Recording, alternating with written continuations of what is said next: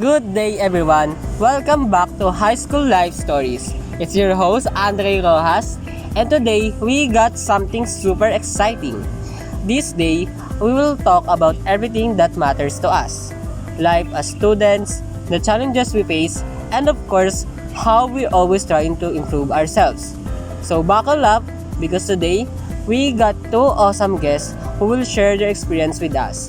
And let's give a big welcome to my friends, Janelle and Pauline. What's up, guys? What's up everyone? I'm Janelle Bantolo from Tunasan National High School.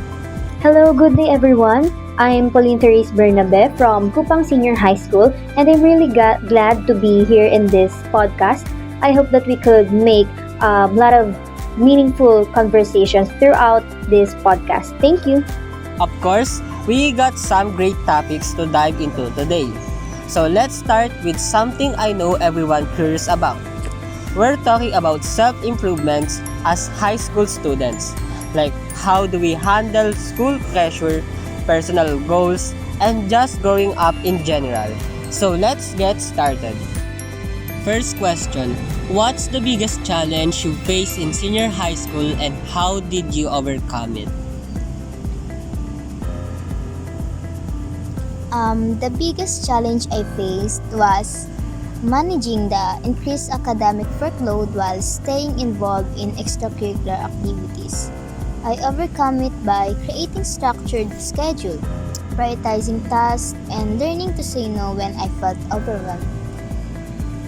I feel that too, but for me, my biggest challenge in senior high school is balancing the workload between academics, extracurricular activities, and personal life.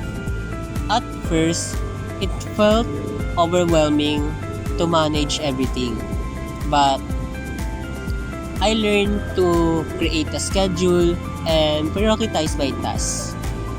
By staying organized and asking for help when needed, I was able to stay on track and find balance. Next question. What study habits or techniques have worked best for you so far? Taking concise notes, using mind maps for complex topics, and practicing past exams have also been effective in retaining information. The study habit that has worked best for me so far is the blurting method. After studying, I try to recall everything I learned without looking at my notes, which helped me to identify what I memorized and what I still need to review. This technique not only improves my memory but also boosts my confidence before exams. During the first day of our class, I remember a teacher told us na ang skill na kailangan naming ma-acquire throughout this senior high school journey is yung note-taking skills. And I realized na sobrang effective talaga nung sinabi ng teacher namin na yun. And I really employ na yung mga study habits na tinuro niya sa amin. Ilan sa mga study habits na natutuhan ko throughout this journey is yung Feynman technique, yung note-taking skills, and of course yung pag-a-advance study. So, una yung Feynman technique. So, kapag nagre-review ako, napakalaking tulong nito kasi na-imagine ko or ini-employ ko sa sarili ko na nagtuturo ako sa large group of people para nang sa ganon, napapractice ko kung ano pa ba yung mga namamaster ko ng skills or kung ano pa yung mga lessons na hindi ko pa masyadong naiintindihan. And kapag hindi ko siya natuturo sa iba, ibig sabihin, hindi ko pa rin siya ganon naiintindihan. So, doon ko nalalaman kung ano pa yung mga dapat kong improve and kung ano pa yung mga dapat kong pag-aralan. Another is, kapag nagagawa ko kasi yung Feynman technique, sobrang nakaka-help yun sa akin. Hindi lang sa akin, kundi pati na rin sa mga klase ko kasi kapag nagre-review ako, tinutulungan ko na rin sila. So, tinutulungan namin yung isa't isa. We review each other then sa part na yon. Next is yung pag-note taking. And every lesson, lagi akong may dalang notebook tsaka ballpen syempre. And I always jot down yung mga sinasabi ng teacher namin. sobrang laking help nun kasi meron ka na agad na first hand na reviewer, and also na mas nare-retain yung information sa mind mo. So kahit wala ka pang matinong let's say na notes, pero meron kang mababalikan agad kung sakaling magkaroon ng quiz, and really helpful yun kasi kapag nababasa mo yung mga notes mo, mas nagiging effective yung pag-aaral mo. Next, how do you stay motivated during stressful times like exams or project deadlines? I remind myself of my goal and the bigger picture of why I'm working hard. I also take short breaks to recharge, listen to motivational music, and celebrate small milestones to keep myself encouraged. Talking to friends help me stay positive during tough times. How about you naman? For me, motivation comes from remembering why I'm doing this, my goals, and the future I'm working hard for. I also take short breaks to recharge and celebrate small wins, like finishing a task or understanding a thought lesson. It helps me to stay focused and push through the stress.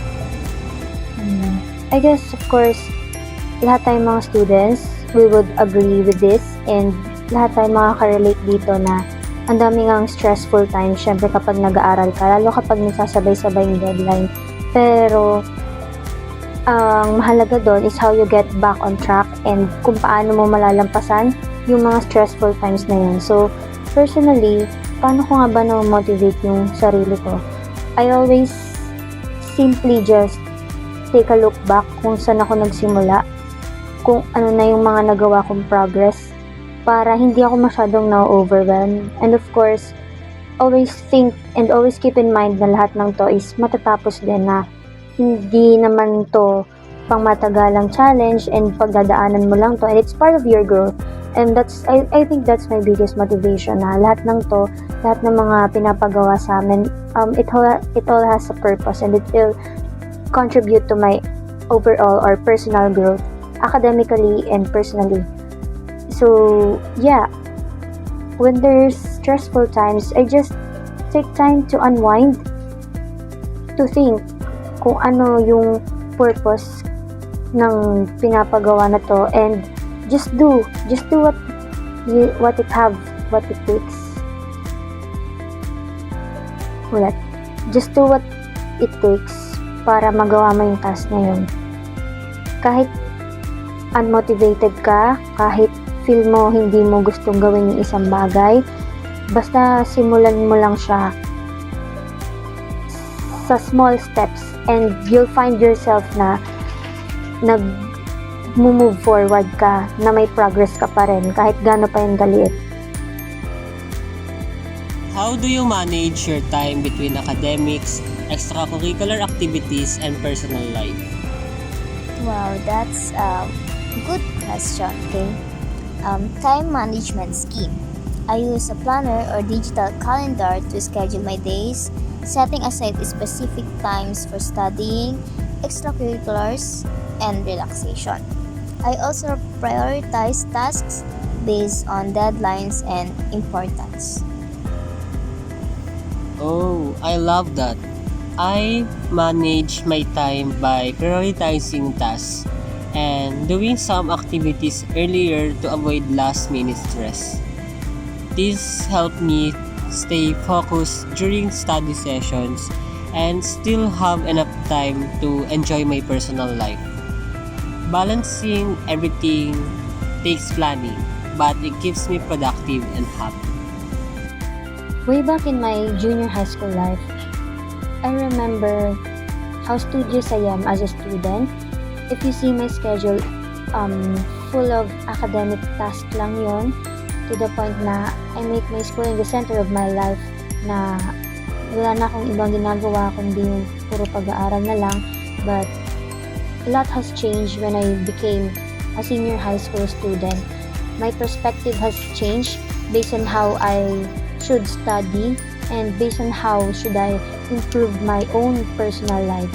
So to answer this question, I just always instill in my mind that school is just part of our life. School is just part of our huge experiences to come.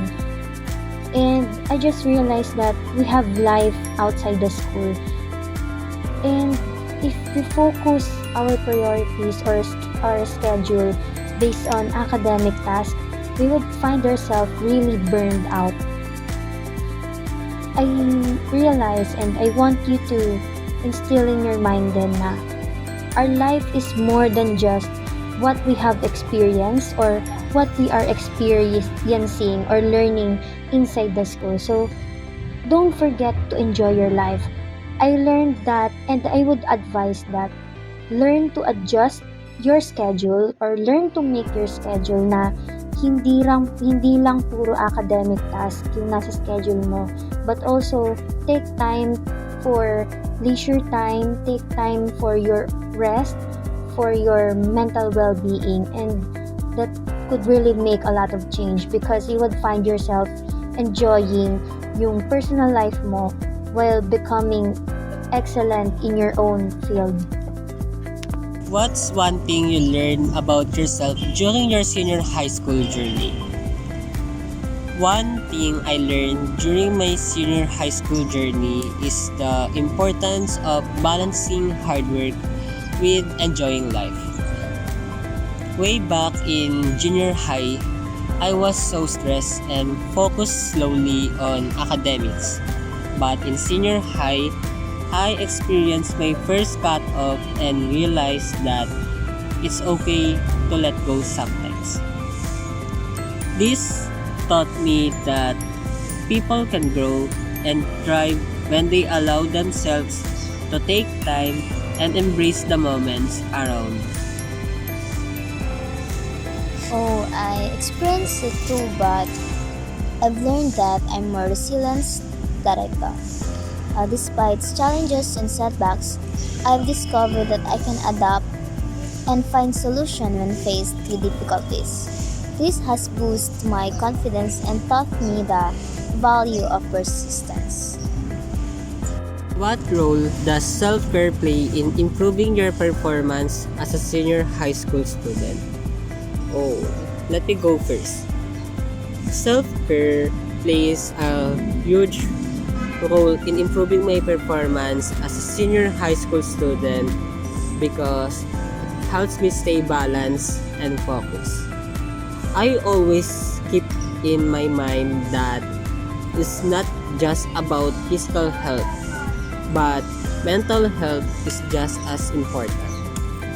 I take time to practice mindfulness or meditation to clear my mind and reduce stress, which keeps me motivated and ready to face challenges. Okay, self-care is crucial for maintaining a balanced life and optimizing performance. It helps reduce stress, improve focus, and boost energy levels, allowing me to stay consistent in academics and extracurricular activities. How do you handle failure or setbacks in your studies or personal growth? Okay, I want to answer it first. So, I view failures as opportunities to learn and grow. When I encounter setbacks, I reflect on what went wrong, seek feedback, and create a plan to improve. Staying resilient and focusing on small, actionable steps helps me bounce back and build confidence in my abilities.